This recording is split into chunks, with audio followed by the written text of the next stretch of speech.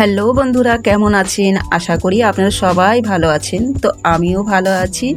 আমি রূপা, আমি ইউটিউব থেকে ব্লগ বানাচ্ছি। তো আপনারা সবাই আমার ব্লগটা দেখতে থাকুন। তো আমার চ্যানেলে আরেকটা নতুন ব্লগ নিয়ে আমি চলে এসেছি। তো আজকে সকালবেলার থেকেই ব্লগটা শুরু করে দিলাম মেয়ের টিফিনের দিকে। যেহেতু মেয়ে স্কুলে যাবে, তো সকালবেলা ভাবলাম উঠে আমি আগে টিফিনটা বানিয়ে নিই। তার আগে তো সমস্ত কাজ হয়ে গেছে। যেমন মনে করেন আমি সকালে উঠে স্নান করি, পরবর্তী তো যেমন একটু ঘরটা ঝাড় দিই, ঠাকুরের কাছে একটুখানি প্রার্থনা করে নিই। সেগুলো আমার সমস্ত কাজ হয়ে গেছে, সেগুলো আপনাদের আর শেয়ার করিনি। চা খাওয়া আমার হয়ে গেছে। পরবর্তী আমি আমার মেয়ের টিফিনটা বানাতে বসে পড়ছিলাম। যেমন কি আপনারা জানেন, আমি আগের ব্লগে বলে রেখেছি যে আমি সমস্ত মশলা, তোমার পেঁয়াজ, টমেটো, কাঁচা লঙ্কা এইগুলো সব পিষেই বানাই। যেহেতু আমার মেয়ের মুখে যদি একটু টমেটো কিংবা পেঁয়াজ যায়, তাহলে ও একদমই খেতে চায় না, মানে থুতু করে ফেলে দেয়। তার জন্য আমাকে যখনই আমি বানাই তখন আমি পিষে বানাই। অবশ্য চাউমিনটা কিন্তু বানানোর সময় কেটে বানালেই সুন্দর লাগে, স্বাদ লাগে, কিন্তু কি করব, বাচ্চা দুটো তো খেতে চায় না, এর জন্য আমাকে পিষেই বানাতে হয়। হ্যাঁ, সাথে আমি একটু গাজর আর একটু শিমলা মির্চও কেটে নিয়েছি, যেহেতু আমি এর মধ্যে ডিম ঢালবো না। ডিম আমরা যেহেতু খাই না, যার জন্য আমি যখনই আমি চাউমিন বানাই তখনই আমি গাজর কিংবা শিমলা মির্চ একটুখানি হালকা রিফাইন তেল দিয়ে একটু লবণ দিয়ে হালকা একটু ভেজে নিই। পরবর্তী ওই তেলেই আবার চাউমিনটা আমি বানিয়ে নিই। যেহেতু গাজর আর শিমলা মির্চ দিয়ে যদি চাউমিনটা বানাই না, পুরোপুরি একদম হোটেলের মতো লাগে খেতে। এর জন্যে শিমলা মির্চ আর গাজরটা আমি চাউমিনের মধ্যে দিয়ে দিই। পরবর্তী আমি তেল দিয়ে দিয়েছি কড়াই, রিফাইন তেলে আমি বানাবো, সরিষা তেলে বানাবো না। পরবর্তী মশলাটা দিয়ে বেশ সুন্দর করে মশলাটার উপরে একটু লবণ ছিটিয়ে দিলাম। লবণটা ছিটালে হয় কি, মশলাটা বেশ সুন্দর সুন্দর ভাজা হয়ে যায়। পরে মশলাটা যখন ভাজা হয়ে গেছে, পরবর্তী আমি চাউমিনটা ছিটিয়ে দিয়েছি ভালো করে। হ্যাঁ, চাউমিনটা আগে আমি সিদ্ধ করে নিয়েছিলাম, সিদ্ধ করে ঠান্ডা জলে দিয়ে রেখেছিলাম। সেইটা আপনাদের দেখাতে পারিনি, যেহেতু ব্লগটা অনেকই বড় হয়ে যাবে। আর তো আপনারা সবাই বলবেন যে এগুলো কি দেখাচ্ছে রে বাবা, এগুলো তো আমরাও বানাতে জানি। তো যতটা হলো ততটাই আমি শর্টকাট করে কেটেই ভিডিওটা বানালাম। পরবর্তী আমি সমস্ত মশলা দিয়ে চাউমিনটাকে বেশ সুন্দর করে ভাজা ভাজা করে নিয়েছি। আর উপর থেকে আপনাদের আমি এইবার দেখিয়ে দেবো কী কী সস ঢালবো। এটা হলো তোমার লঙ্কার সস, যে কাঁচা লঙ্কা হয় সে সস। আর এটা হলো আমি ঢালছি এবার টমেটোর সস। আগে তো লঙ্কা সস ঢেলে দিয়েছিলাম, পরবর্তী আমি টমেটোর সস দিয়ে দিয়েছিলাম। আর এটা হলো সয়া সস বলে।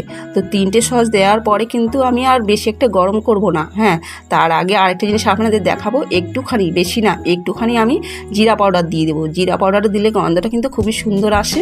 পরবর্তী ভালো করে নাড়াচাড়া করে আমি ঢেকে দেবো। ঢাকার পরে গ্যাসটাকেও বন্ধ করে দিয়েছি। আর দেখুন না, আমার সমস্ত রাতের বাসন, সকালের বাসন সব রয়েছে। পরবর্তী আমার মেয়ে স্কুলে যাওয়ার জন্য রেডি হয়ে গেছে।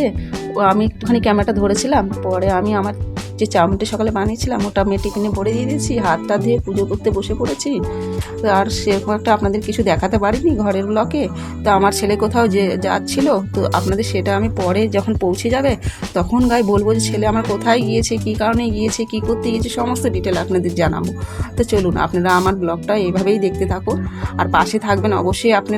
আপনারা যদি পাশে না থাকেন তাহলে কিন্তু আমি এগোতে পারবো না। এই যে স্কুলটা দেখতে পাচ্ছেন, এটা হলো স্কুল। হ্যাঁ, এটা আমার ছেলে আগে পড়তো, তো এখন তো আমার ছেলে পড়াটা হয়ে গেছে কমপ্লিট। আপনারা জানেনই, যেহেতু আমার ছেলে বেশি একটা পড়াশোনা করাতে পারছি না, আমি কলেজেও ভর্তি করতে পারছি না, যেহেতু পয়সার দরকার। তো 12 পাস করে ঘরেই ছেলে এখন আপাতত বসে আছে। তো এই দেখুন, এটা হলো পাওয়ার হাউস।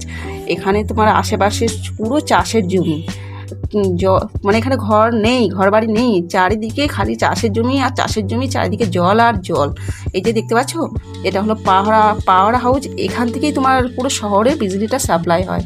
এই দেখো, তোমাদের দেখিয়ে দিলাম। পরবর্তী আমার ছেলে চলে এসেছে। কোথায় চলে এসেছে সেটা আপনাদের আমি এখনই বলে দিচ্ছি। আমার ছেলে চলে এসেছে তোমার চাষের জমিতে। যেহেতু ওকে আমার একটা জানা পয়সানার মানে আছে কেউ, মানে আত্মীয়র মতোই, সে বলেছে বাবা একটুখানি আমার খেতে গিয়ে বসো, না হলে ওখানে গরু ছেগলে এসে না সমস্ত ধানগুলো খেয়ে নেবে। ধানগুলো তো এখনও লাগাইনি, ওই যে বীজগুলো ফেলে কী যে বলে আমি তো সেটা বুঝি না, আমি তো চাষবাস করি না। ওই যে বীজগুলো ফেলে নতুন মানে গাছ হয় না, পরবর্তী আলাদা আলাদা করে লাগায়। তো সেটাই মনে করেন, সেটাকে দেখার জন্য আমার ছেলেকে 2 দিন ডেকেছিল।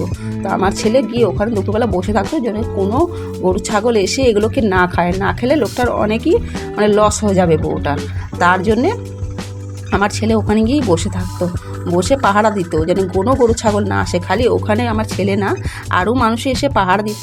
তো আমার ছেলে আপনাদের একটু ক্যামেরাটা ঘুরে ভালো করে দেখিয়ে দিচ্ছে। তো আপনারা তো জানেনই, এটা দেখে বুঝতেই পারছেন এটা হলো জল যাওয়ার তোমার নালা। আর এই যে তারটা দেখতে পাচ্ছেন না, তার না দড়ির মতো, যাই হোক আমি তো অতটা বুঝতে পারছি না, তাও আপনাদের বলে দিচ্ছি। আমার ছেলে যেটা বলেছে, এইটা হলো তোমার এক ধরনের প্লাস্টিক, এই প্লাস্টিকটা না রোদের মধ্যে চমচম চমচম করে, তো গরুরা দূর থেকে যদি দেখে না তাহলে ভয় পেয়ে যায় আর এগুলো খেতে আসে না। এর জন্য এইখানকার মানুষের বেশিরভাগই চাষের জমিতে এটা লাগায়।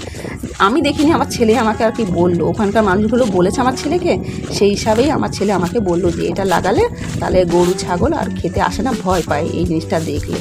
তো আপনাদের পুরো আশেপাশের জায়গাটা আমি ভালো করে খুব সুন্দর করে দেখিয়ে দিলাম। যে মানুষের ধান লাগবে তার আগে যে ব্যান্ড বলে মনে হয়, আমি সেটা সঠিক জানি না, সেগুলোই একদম মাঠ ভর্তি লাগিয়ে রেখেছে। 2 দিন পরে এইগুলোই তুলে তোমার করবে, চাষ করবে। পরবর্তী আমার ছেলে আশেপাশের জায়গাগুলোতে পুরো ঘোরা শুরু করে দিয়েছে, ওর তো খুবই ভালো লাগছে, যেহেতু প্রথমবারই গিয়েছে। এর আগে তো কোনো দিন এরকম জায়গায় ও যায়নি, যেহেতু আমরা শহরের দিকে থাকি, গ্রামের দিকে থাকি না। তো ও তো বসেই নি, পুরো রোদের মধ্যে এখানে সেখানে ঘুরে ঘুরে সমস্ত জায়গা দেখে নিয়েছে। তো জানেন ওখানে ময়ূরও দেখেছিল, কিন্তু ময়ূরের ফটোটাও তুলতে পারিনি, যেহেতু ময়ূরটা খুব ভয় পেয়ে গেছে, তো তাড়াতাড়ি উড়ে চলে গেছে। তো এখন বেজে গেছে পুরো 11টা। তো আমার ছেলে তো সকালবেলা কিছু খেয়েছিল না, তো ও টিফিনের মধ্যে আমি একটু চাউমিন আর একটা নিমকির প্যাকেট দিয়ে দিয়েছিলাম।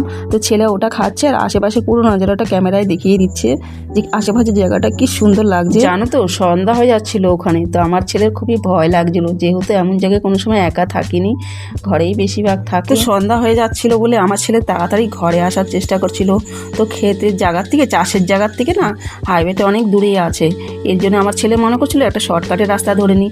শর্টকাটের রাস্তাটাও আছে পাশেই, তো আমার ছেলে ভাবছে আশেপাশে অনেকই জঙ্গল আছে, তো জঙ্গল দিয়ে আমাকে যাওয়া চলবে না, যেটা মনে করো ক্ষেত দিয়ে যাবে, মানে চাষের জমির উপর দিয়ে রাস্তাটা, সেটা দিয়েই ও চেষ্টা করছিল যে এই রাস্তা দিয়ে আমি বাইরে বেরিয়ে যেতে পারবো, হাইওয়েতে তাড়াতাড়ি পৌঁছে যাব।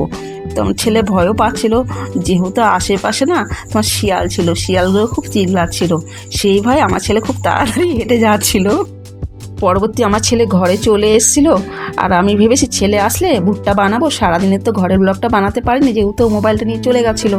তো 2টো ভুট্টা ছিল ঘরে, কিনে মানে নিয়ে এসেছিলাম বাজার থেকে কিনে, 10 টাকা দিয়ে 2টো ভুট্টা দিয়েছিল। তো মেয়ে বলছে আমাকে বানিয়ে দাও, বলছি দাদা আসুক তারপরে বানাবো। তো বলে আগুনে পুড়িও না, ওটাকে দানাগুলো ছাড়িয়ে পরবর্তী বেশ সুন্দর করে একটু তেল দিয়ে ভাজা করে দাও। তো ওইভাবেই আমি একটু ভাজা করে দিলাম, একটু লবণ দিয়ে দিয়েছিলাম।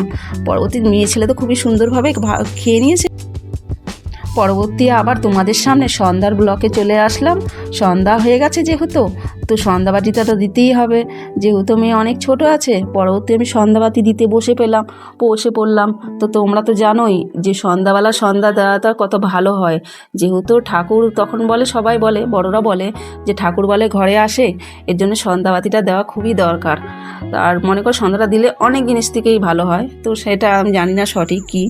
তো আমি যেটা আমার মার কাছ থেকে শিখেছি আমি সেটা সেভাবেই করি, আজ পর্যন্ত সেভাবেই আমি পালনটা করে যাচ্ছি।